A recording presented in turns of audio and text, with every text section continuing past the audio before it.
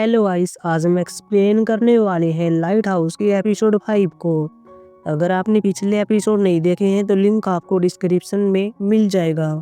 Episode की शुरुआत में एक मेट्रो को देखते हैं। बैकग्राउंड में यंगजी की वॉइस होती है जो कि हमको ये बताती है कि जिन लोगों ने नियर डेथ को एक्सपीरियंस किया है उन लोगों का यह कहना होता है कि जब वे बेहोश थे तब उन्होंने डार्क टनल को देखा था और वे साथ में अपने चाहने वालों से मिले थे।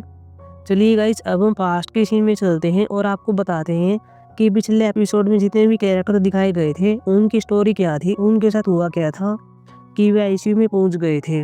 मेट्रो में मिनमिन को देखते हैं जो एक आदमी को नोटिस कर रहा होता है। आदमी अपनी वाइफ से बात कर रहा था। मिनमिन बाद में अपनी गर्लफ्रेंड के पास मैसेज करता है और कह रहा होता है कि आज मैंने अपने को वर्कर के साथ खाना खाया था लेकिन वो अच्छा नहीं था, अभी मैं तुम्हारे पास आ रहा हूँ। ह्यूमन की गर्लफ्रेंड जिंग होती है जो कि मैसेज लिखती है और यह कहती है कि भी तो देर हो गई है। ह्यूमन बाद में पिछले मैसेज देख रहा होता है जहाँ इसने इसे पूछा था कि यह तो मेरी माँ से मिली थी लेकिन इसने मना कर दिया था।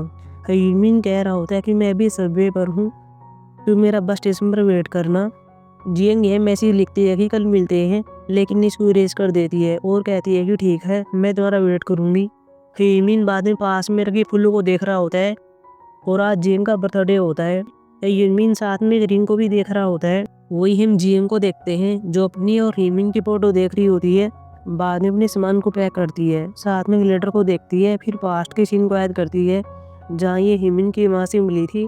हीमिन की माँ लेटर पर कुछ लिख रही होती है क्योंकि ऐसे बोलकर नहीं बता सकती क्योंकि जिंग बहरी होती है। जिंग बाद में लेटर को रीड करती है और इसमें लिखा हुआ था कि मेरे बेटे से दूर रहना, अब उसे मिलना बंद करो। प्रेजेंट में जिंग लेटर को देख रही होती है और इसको ही बैग में डाल लेती है। अगले सीन में सोनी को देखते हैं, साथ में हायोन होती है। दोनों अपार्टमेंट में आए हुए थे।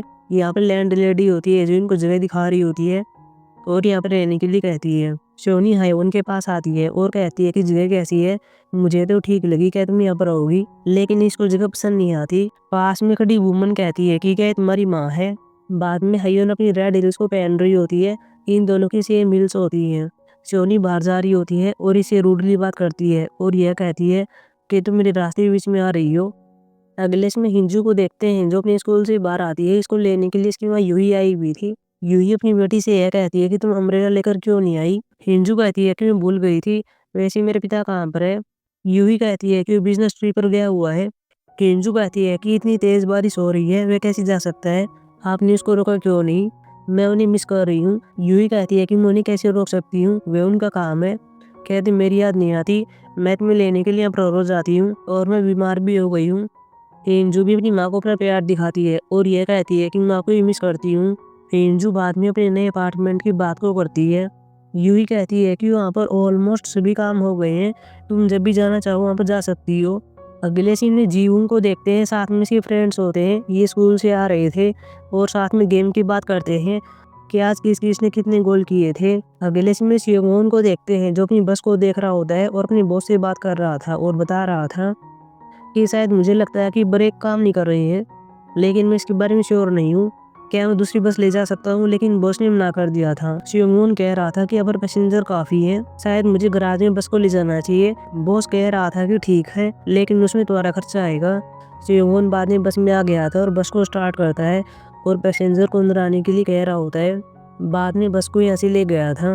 अगले में हिमिन को देखते हैं जो बस के लिए जल्दी से आ रहा होता है, लेकिन तभी से पता चलता है कि मैं अपने फुल मेट्रो में भूला हूँ। बाद में फिर से लेने के लिए जा रहा होता है लेकिन ये गिर गया था। फिर यहाँ पे वापस नहीं जाता और बस स्टॉप पर आ गया था और फिर जीएन के पास वॉइस मैसेज करता है और कह रहा होता है कि तुम मेरा बस स्टॉप पर वेट मत करना क्योंकि आज बहुत ज़्यादा बारिश हो रही है, तुम घर पर रहना, वहीं पर मेरा वेट करना, मैं फिलहाल तुम्हें मिस कर रहा हूँ, मैं तुमसे प्यार करता हूँ। वही हम जीएम को देखते हैं जो अपने घर पर होती है और इस मैसेज को देख रही थी। वही हम चियोंगोन को देखते हैं जो बस लेकर आ गया था। रास्ते में जीवुंग भी होता है जो कि बस में बैठता है।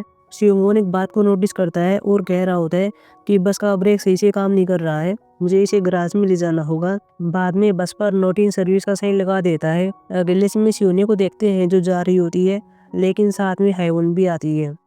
सोने अब रुकती है और कहती है तुम मेरा पीछा क्यों कर रही हो, मुझे पता है कि तुम वहाँ पर क्यों नहीं रहना चाहती क्योंकि वहाँ पर कई सारे लोग हैं और वे बाद में हमारे क्लोज आ जाएंगे, लेकिन हमें उनसे छुप कर क्यों रहना चाहिए, क्या हम अपराधी हैं, हायोन कहती है कि तुम जानती हो कि मैं क्यों कर रही हूँ, क्योंकि हम साथ में हैं।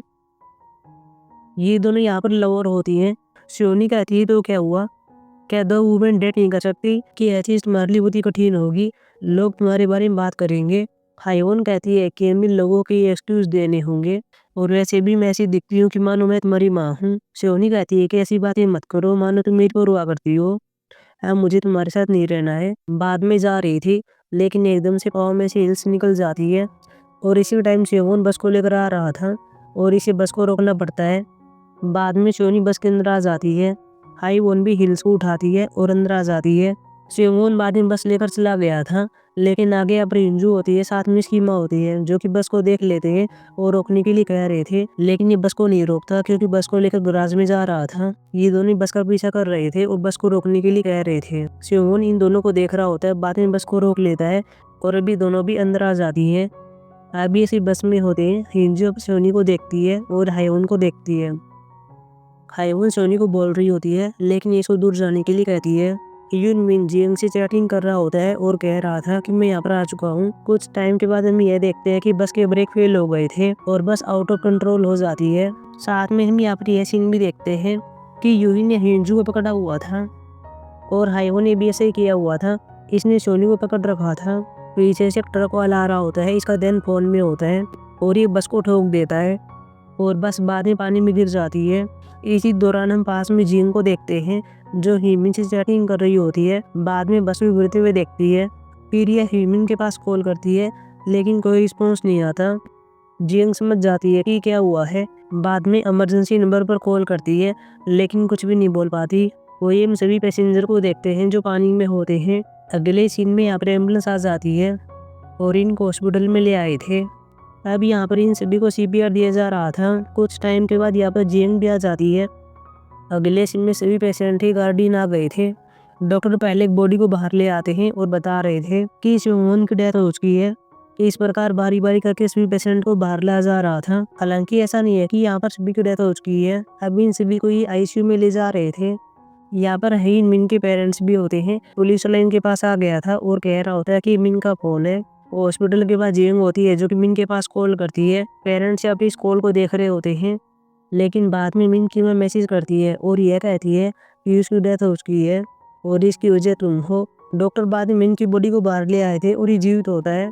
बाद में इसके पेरेंट्स यहाँ पर बात कर रहे होते हैं। वुमन यहाँ पर यह कहती है कि क्या वो ठीक हो जाएगा। मिन का पिता कह रहा होता है कि वो ठीक हो जाएगा। यह बात अब सिर्फ उसी पर डिपेंड करती है। वैसे तुम्हें जिंग के पास हुए मैसेज सेंड नहीं करना चाहिए था, ऐसा करना गलत होता है, इससे वो और भी परेशान हो जाएगी, उसके पास कॉल करो। लेकिन वुमन यह कहती है कि कॉल करने का कोई फायदा नहीं होगा, वैसे भी वो बहरी है, सुन नहीं सकती, इसीलिए मैं उसके अगेंस्ट थी। लेकिन मिन कविता बाद में फोन को लेता है और मैसेज कर रहा होता है। लेकिन तभी यह देखता है कि जिंग ने ये लिखा हुआ था कि मैं भी मिन के पास जा रही हूँ। वही हम जिंग को देखते हैं जो अपने घर पर होती है और अपने आप को फांसी लगा लेती है। लेकिन बाद में फोन में मैसेज को देखती है और मिन के पिता ने यह मैसेज लिखा हुआ था कि मिन अभी जीवित है। जिंग बाद में रस्सी को उठाने का प्रयास कर रही होती है। इसी वजह से इसके नाखून फट गए थे लेकिन अपने आप को नहीं बचा पाती। एपिसोड के लास्ट में देखते हैं और ये सब गली में से जा रहे थे। बैकग्राउंड में यंगजी की वॉइस होती है जो कि वे सेम बातें कहती है जो कि एपिसोड की स्टार्टिंग में कही थी। अब हम मिलेंगे एपिसोड 6 में, तब तक के लिए बाय।